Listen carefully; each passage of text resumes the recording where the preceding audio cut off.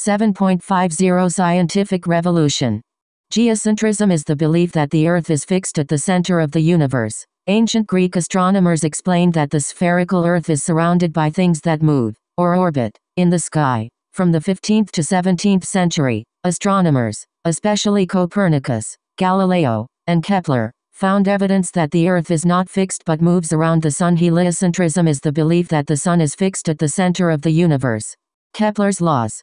Kepler worked diligently to make sense of data and to develop a solid framework for the workings of the solar system. He succeeded working for more than a decade, crunching numbers with pen and paper. He laid out 3 simple mathematical laws that account for the motion of the planets. Kepler's laws were descriptive, so they didn't explain the physical basis for celestial motion. That task fell to an even more astute mathematician, Isaac Newton. But Kepler's laws are rigorous enough to account for most planetary motion, and are still taught to high school and college students all over the world. Here's what they're all about.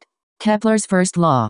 The first law was a result of a great insight, that planets did not necessarily move in perfect circular orbits, which had been long assumed using measurements of the motion of Mars across the sky. Kepler discovered planets move in elliptical orbits with the Sun not at the center of the ellipse, but at one focus. The other focus is empty. It's a deceptively simple law that took astonishing insight and 5 years of hard work.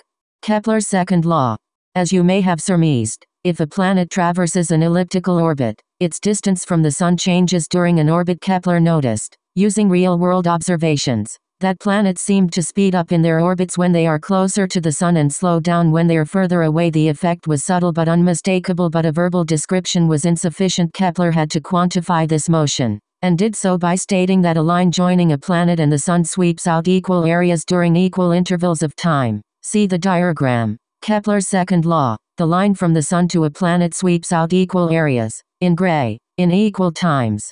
Kepler's second law is a critical for predicting where we can see planets in the sky, and b. a direct consequence of the great universal law of conservation of energy. As a planet gets closer to the Sun, it has less potential energy and more kinetic energy, and as it moves away from the Sun, it has the opposite. Without this law, we'd still be scratching our head about where and when the planets appear in the night sky. Kepler's third law.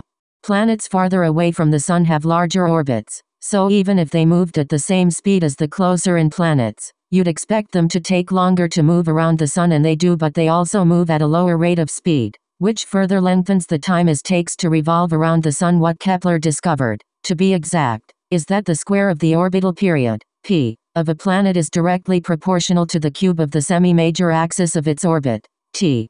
In other words, this means that planets move slower when they are farther from the Sun, and whatever influence makes planets go around the Sun weakens with distance. It was left to the great British scientist and world historical genius, Isaac Newton, to explain this relationship with his own law of gravity, a law upon which all of modern physical science is based. And here's the most amazing thing of all. Kepler's 3 laws appear to hold not just in our own solar system, but in all circumstances where one body moves under the influence of another's gravity. They are general universal relationships.